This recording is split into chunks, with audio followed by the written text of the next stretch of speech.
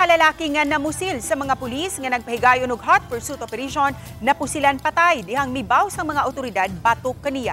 Atong sayran sa live report ni Alan Domingo. Alan?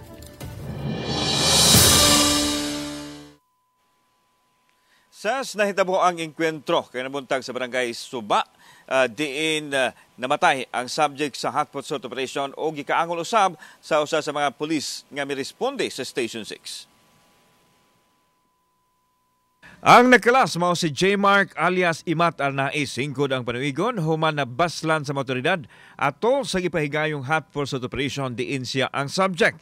Si Arnaiz ang gitumbok nga usa sa mipatay kang Ricardo Igot gahapon sa kadlawon sa barangay Suba sulod sa usa ka internitan. Nasigpatan matud pa ang subject og mipahigayon dayon og hot pursuit operation apan pag-abot sa mga otoridad sa dapit og ang usa kanila nagpailang pulis diretso kining namusil. Nabaslan kinis mga pulis, nadalas tambalanan apan nakabsan sa iyang kinabuhi ang subject. Siya gyud ni una og engage sa ato ang kapulisan, and that's why walay rason nga dili mo depensa ang ato ang kapulisan. Samtang naigo ang usa ka responding policeman katulo ka higayon. May na lang kay nagsulob kini og bulletproof vest. Diin naungot pa ang mga slag samtang nakalusot ang usa ka slag ug nakapingis sa iyang lawas. Naka-confine karon ang pulis sa usa ka tambalanan ug anaa-anas luwas nga kahimtang.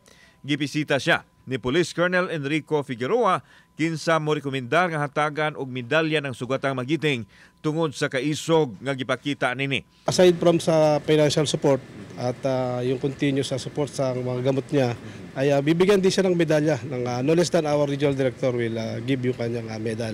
Kami po dito sa RMDU 7 sa pamumuno po ni OIC namin na si Police Lieutenant Colonel Marilyn P. Ignacio po ay muli po naming sinuri, inasikaso at binigyan po ng mga karagdagang gamot yung ating pong personnel, PNP personnel na talaga pong ginawa ang kanyang tungkulin. Gipadayag sa pulis nga ikaduhanan niyang kinabuhi maong dako ang iyang pasalamat nga makapadayon siya sa serbisyo sa mga nagkinahanglan.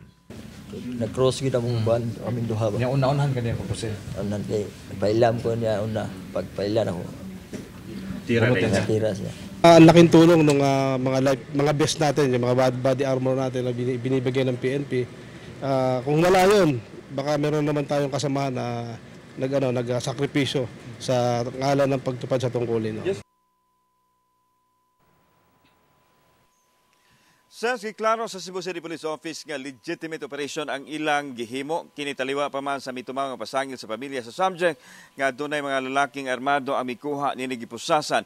Matod sa CCPO spokesperson nga ila kini pamatud-an sa husgado back up og mga lig-on nga ebidensya. Samtang matod sa Cebu City Police Office kining subject na nambigit ni sa gun for hire operation og pagdispose og dagkong volume sa illegal nga drugas. Ses.